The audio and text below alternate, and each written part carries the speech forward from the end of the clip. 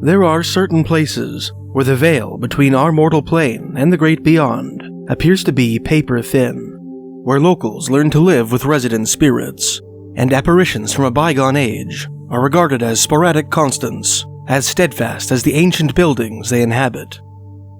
The infamous Tower of London, for example, where 1,000 years of anguish seem to be seared into the very stones, is said to be haunted by a host of noble spirits, from the pair of Plantagenet princes who vanished under the protection of King Richard III, to the headless spectre of Anne Boleyn, the ill-fated Tudor queen.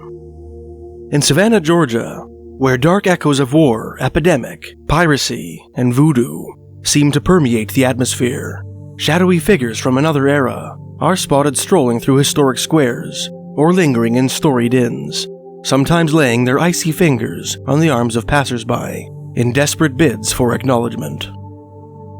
Canada has its own purported hotspots of paranormal activity.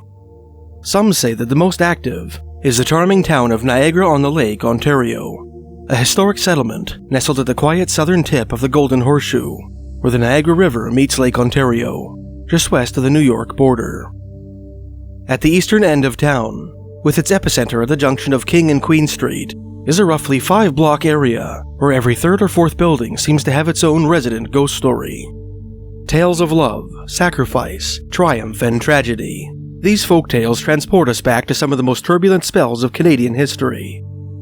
Join me as I explore the most haunted locations in Niagara-on-the-Lake, Canada's most haunted town. Many of Niagara-on-the-Lake's best ghost stories are set during the War of 1812, a small but impactful military conflict fought between British Canada and the United States. In order to appreciate these tales, some historical context is required. The War of 1812 began in the midst of the Napoleonic Wars, in the aftermath of the French Emperor's disastrous invasion of Russia. Since its entry into that conflict in 1803, the British Royal Navy had accosted American merchant ships on the Atlantic and impressed any British-born deserters they found aboard into service, a practice which many Americans regarded as an insult to their national honor. In 1807, in response to Napoleon's trade embargo on Great Britain, King George III's Privy Council decreed that all American merchant ships bound for Europe must make their first stop in English ports so that they could be searched for military supplies which might find their way into French hands, another perceived affront to American sovereignty.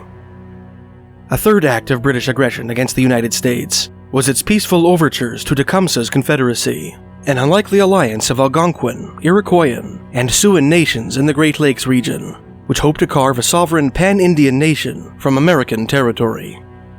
Incensed by these indignities, a handful of belligerent young American congressmen, known as war hawks, convinced their peers to declare war on Great Britain, an action which might allow their fledgling nation to achieve its long-held objective of annexing Canada.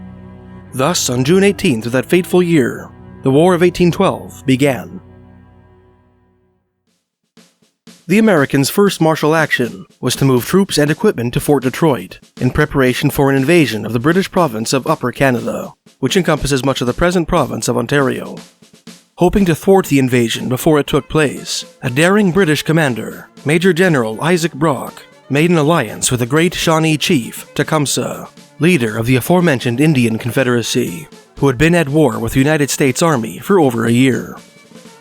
Through the use of false intelligence and illusory tactics, Brock and Tecumseh deceived the much larger American force at Fort Detroit into believing that they were a far more numerable and formidable fighting force than reality decreed. On August 16, 1812, after enduring a brief artillery bombardment administered by the Redcoat besiegers, U.S. Brigadier General William Hull surrendered Fort Detroit to the British, eager to avert what he feared would be an Indian massacre.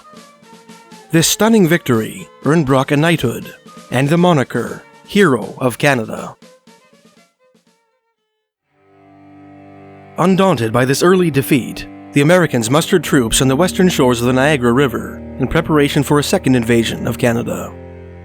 Having received intelligence of this impending attack, Sir Isaac Brock relocated from the town of Amherstburg, near the junction of Lake Erie and the Detroit River, to Fort George, a palisaded military complex located at the mouth of the Niagara River. Just east of this installation was the town of Newark, formerly the capital of Upper Canada, and presently Niagara-on-the-Lake. Brock was no stranger to Fort George, having made his first visit there in 1804 as a lieutenant colonel for the purpose of quelling a mutinous conspiracy. Legend has it that the officer was also intimately familiar with neighboring Newark, which he frequented when duty permitted. There, he purportedly developed an amorous relationship with Sophia Shaw, the daughter of Major General Aeneas Shaw, an officer in the Upper Canada Militia.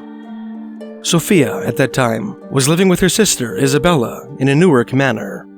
Isabella was married to militia officer Captain John Powell, who had built his stately home a short distance from the garrison back in 1809. Whenever Brock's duties allowed him some R&R in the Fort George area, the Powell family home was the site of many a happy rendezvous. After a respectable courtship, the 42-year-old Major General proposed to the 19-year-old demoiselle, and the two became engaged, in one version of the story, without Aeneas's consent. In the early morning hours of October 13, 1812, Isaac Brock awoke in his quarters at Fort George to the thunder of distant cannons rolling in from the south. He slipped on his field uniform, supplementing it with the red sash that Tecumseh had gifted him as a token of friendship, and ordered a detachment to investigate the commotion. Not content to wait for the detachment's report, the general mounted his horse and rode south to assess the situation himself.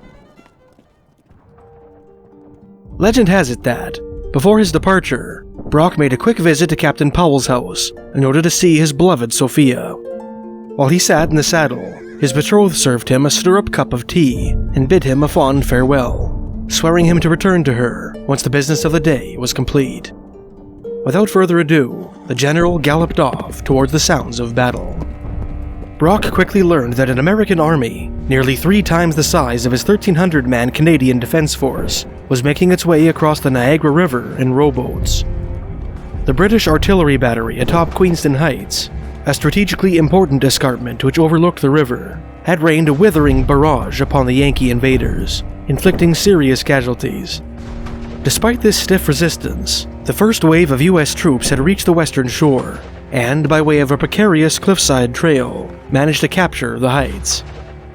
Brock sent word to Fort George for as many reinforcements as could be spared.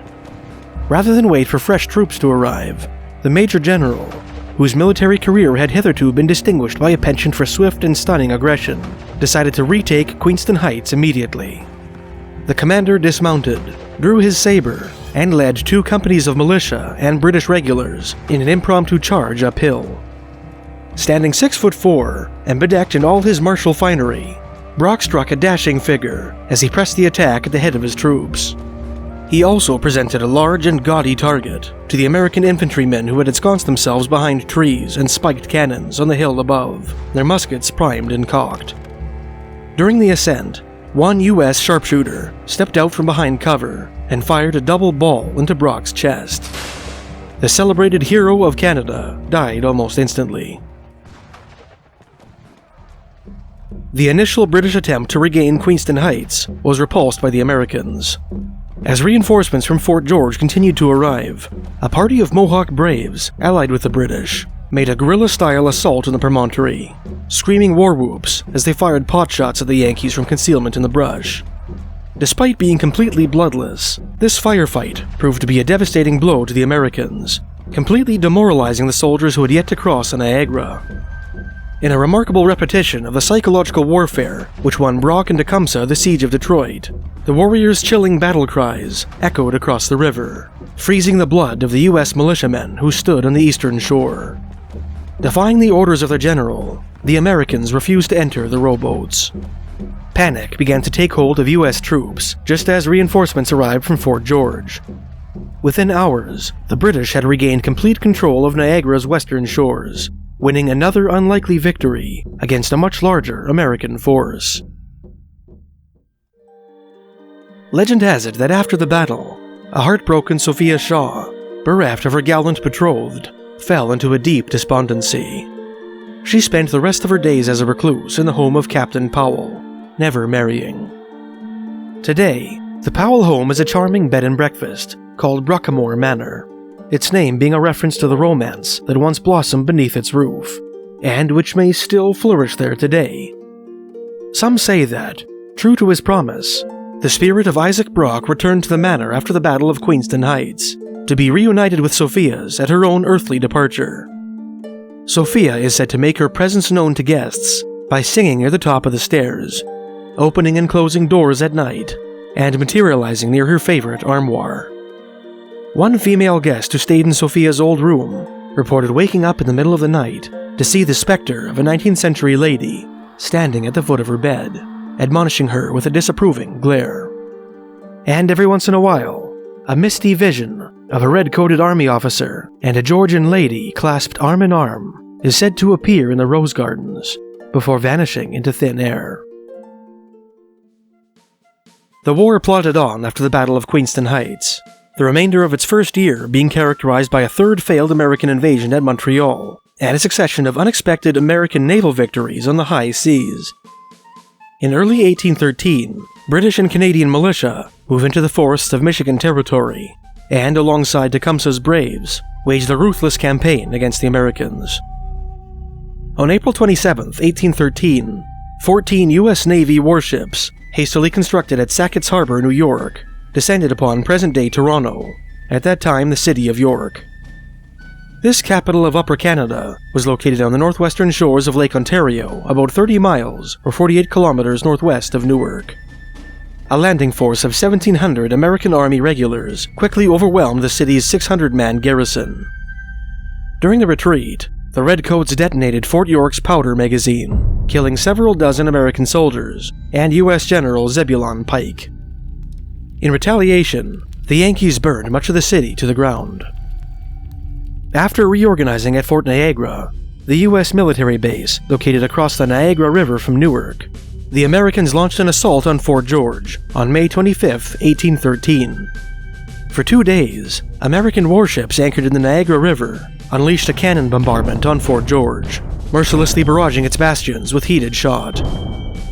While the smoke cleared on the morning of May 27th, 4,000 U.S. soldiers disembarked on the shores of Lake Ontario to the northwest. Using grape shot to overwhelm the British soldiers who charged them with bayonets on the beach, the Yankees marched on Fort George. Unable to withstand the assault, the Redcoat defenders beat a hasty retreat to Burlington Heights, at the westernmost end of Lake Ontario, allowing the Americans to capture the fort, now little more than a smoking ruin, with few casualties.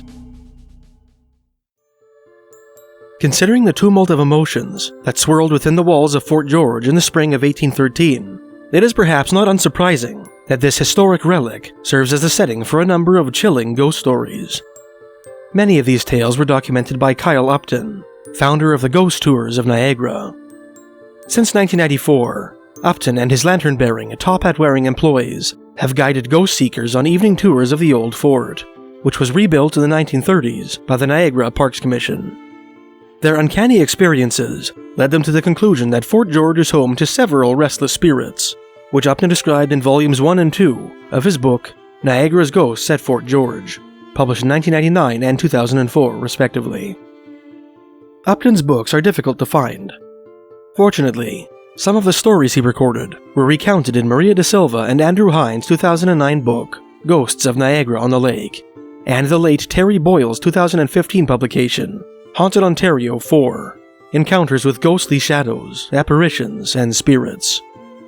According to Hind and da Silva, one of the forlorn specters set to haunt Fort George is a sentry, whom legend says froze to death on duty in the winter of 1811, having made the fatal error of mistaking his hypothermia-induced drowsiness for genuine sleepiness that might be remedied with a brief, unsanctioned snooze. From time to time, some say, the ghost of this unfortunate soldier can be seen dutifully pacing the sentry box in which he lost his life, his musket slung over one shoulder. Oftentimes, da Silva and Hind wrote, only his upper torso was present, his legs disappearing into the parapet. Interestingly, this detail adds authenticity to sightings, since few would know that the bastion actually stands about 3 feet higher than it did in 1811. Other soldierly apparitions have been spotted throughout the fort. In the curving underground tunnel, which connects the powder magazine with a structure outside the fort called the octagonal blockhouse, tourists have encountered shadowy figures wearing bicorn or shako hats, whose boots can be heard on the hard-packed earthen floor. At night, fort employees have noticed solemn silhouetted men watching them from the windows of blockhouses 1 and 2, which stand side by side at the fort's northeastern face.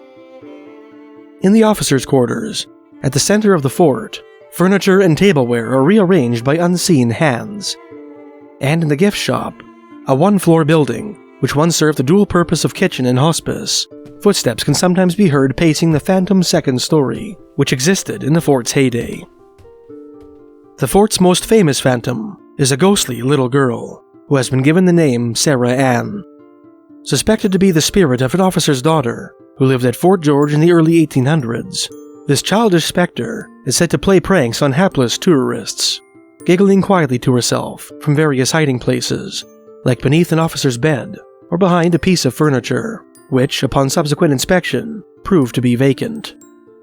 Those who have seen apparitions of this phantom, perhaps after having had their clothing tugged by small mischievous hands, have described her as a barefooted girl with curly blonde hair, clad in a white nightgown.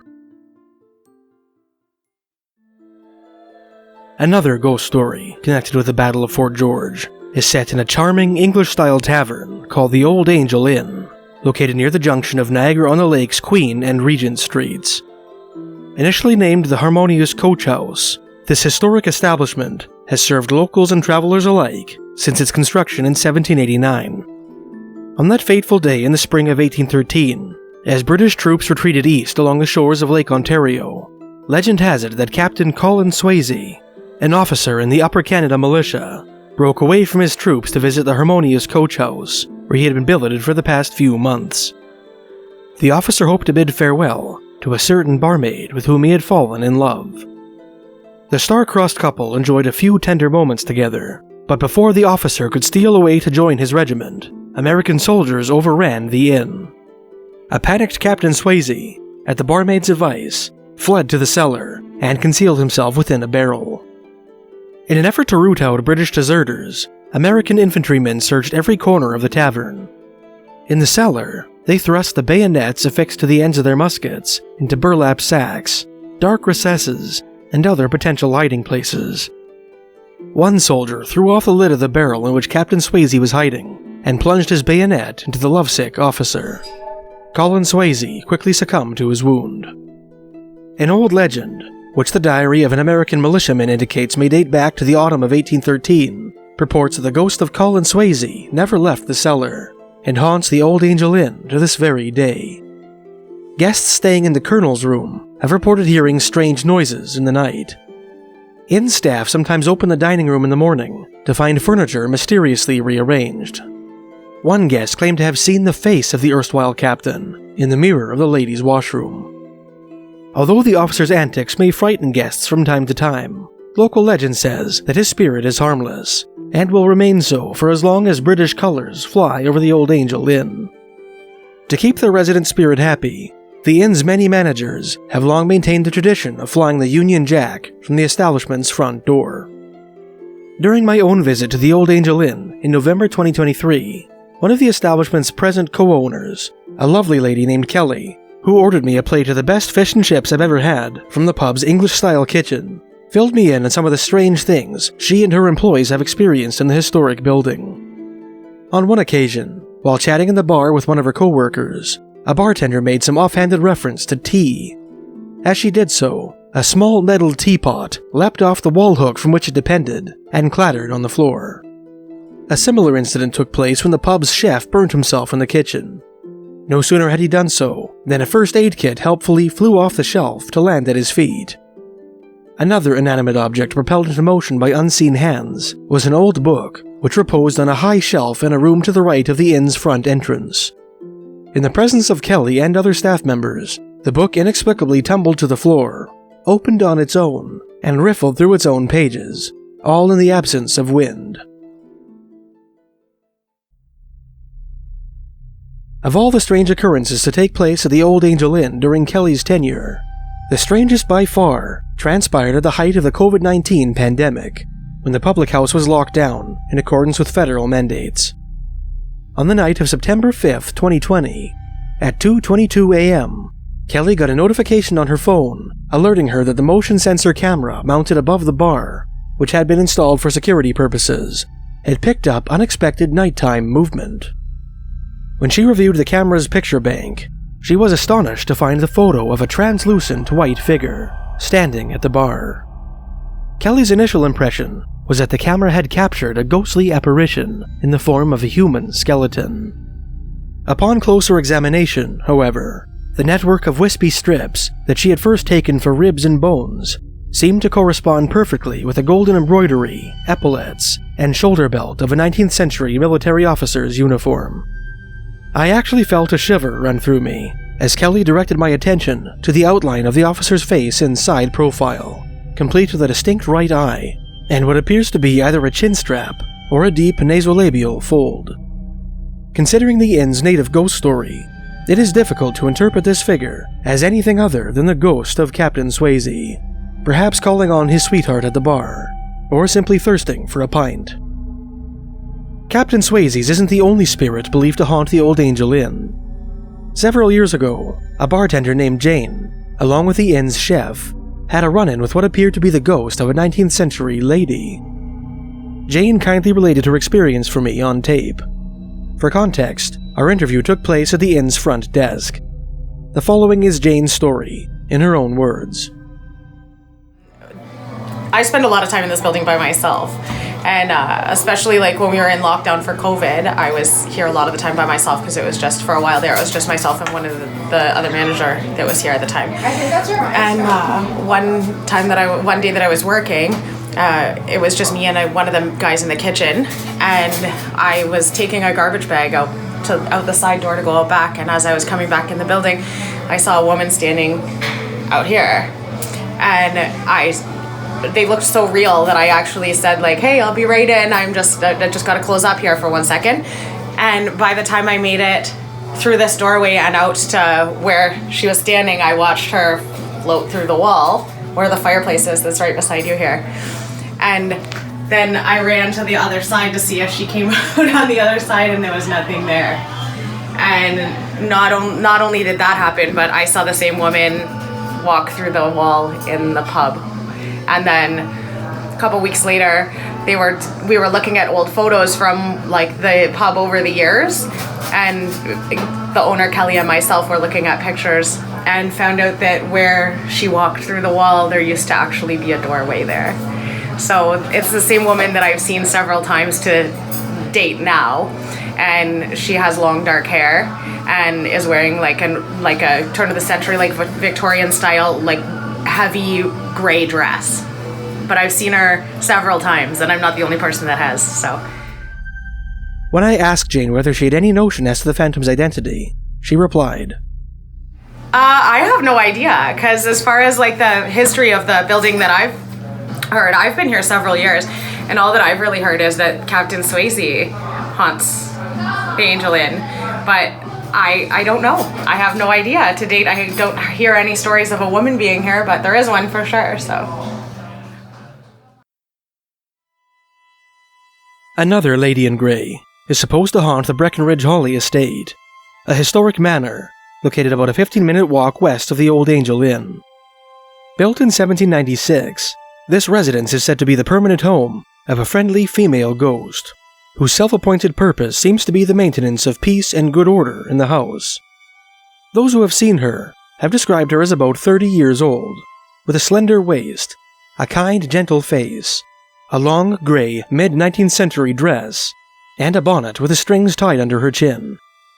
Sometimes she appears as a full-body apparition, but more often she manifests as a grey, smoke-like haze. Nicknamed Elizabeth, this phantom is said to occasionally make her presence known by rapping on the heavy front door knocker or knocking on the back door. On one occasion, when the house's owners played host to guests who did not seem to appreciate their hospitality, Elizabeth is said to have showed her disapproval by slamming doors throughout the estate. Another resident of Niagara, as the city was called from 1814 until the year 1900, whom Elizabeth might have known in life, was Edward Clark Campbell, a one-time lawyer, judge, and Tory politician.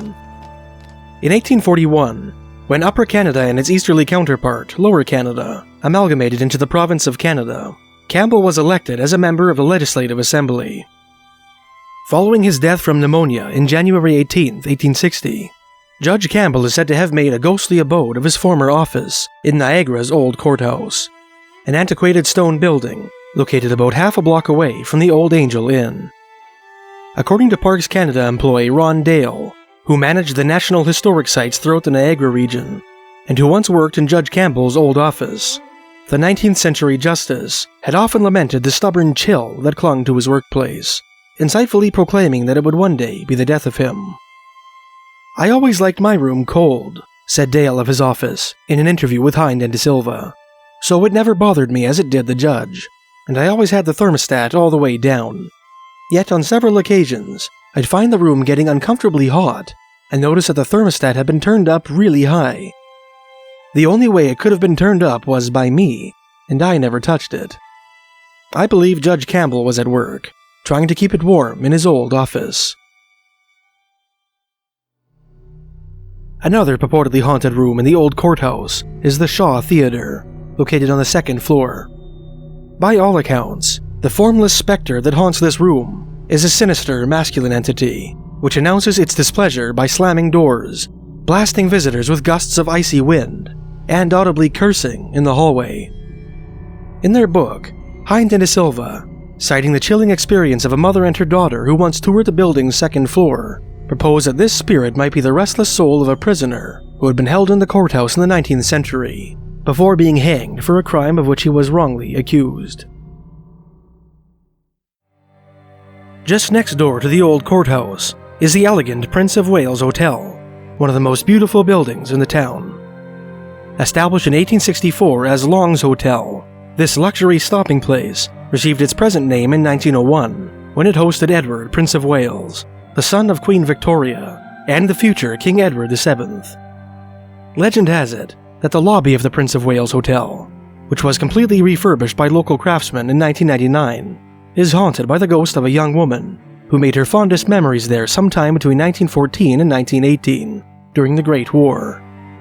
According to this story, the woman fell in love with a soldier who was training at nearby Camp Niagara, a Canadian Army training camp, prior to his deployment to Europe. Not content to wait until the war was over, the young couple decided to tie the knot in a hasty marriage, followed by a brief honeymoon at the Prince of Wales Hotel. Before the newlyweds could settle into their new life together, the soldier and his unit were dispatched to Halifax, where they would board a ship bound for the Old World. For months, the lonely bride penned daily letters to her husband, dreaming of the life they would build when he returned from the trenches. She was utterly devastated when she received the dreaded telegram, informing her that her love had perished in that muddy, rat-infested wasteland. Heartbroken, the young widow fell into a deep despondency, having lost the will to live. Despite her youth, her health rapidly deteriorated, and before long, her delicate body succumbed to the resolution of her soul. It is said that ever since her death, the spirit of the young widow has roamed the halls of the Prince of Wales Hotel, the place where she experienced her last happy memories. There are stories indicating that she expresses her eternal grief by pestering patrons in their rooms, sometimes gently shaking them awake in their beds, or rapping on their doors at night. Some are said to have seen her apparition from the street, gazing mournfully out a second-story window. Others claim to have heard their names called in the hotel lobby at night, when no one else was around. The last haunted spot we will explore in this piece is the Royal George Theatre, located just around the corner from the Old Angel Inn. Built near the end of World War I, this historic building is said to be occupied by two relatively young ghosts. The first of the Royal George's alleged specters is the spirit of Geoffrey Dallas, the theatre's former lighting designer, who was, by all accounts, extremely good at his job. In life, Dallas considered the theatre his home away from home. In death, which came for him in 1989, he apparently found it impossible to part with the old building in which he had honed his craft. According to local legend, every once in a while, the lights of the Royal George flicker, and a fleeting apparition of Geoffrey Dallas appears on stage. The second of the theatre's phantoms is supposed to be the ghost of Nancy Kerr, a stage actress and longtime staple of the Royal George, who passed away in 1991. Regarded as a friendly and well-meaning spirit, Kerr is said to occasionally play pranks on performers, nudging actors who forget their lines, and on one occasion, tripping a thespian who richly deserved it. If you happen to find yourself in the Niagara area, and don't shrink at the prospect of a brush with the paranormal, a visit to Niagara-on-the-Lake is definitely worth a detour. At Fort George, you can explore the tunnel beneath the powder magazine, where shades from a forgotten war still linger. At the Old Angel Inn, you can enjoy a pint at Captain Swayze's favorite watering hole, where inanimate objects move of their own accord, and grey ladies walk through walls. If you're lucky, you might just have an encounter with one of the eternal residents of Canada's most haunted town.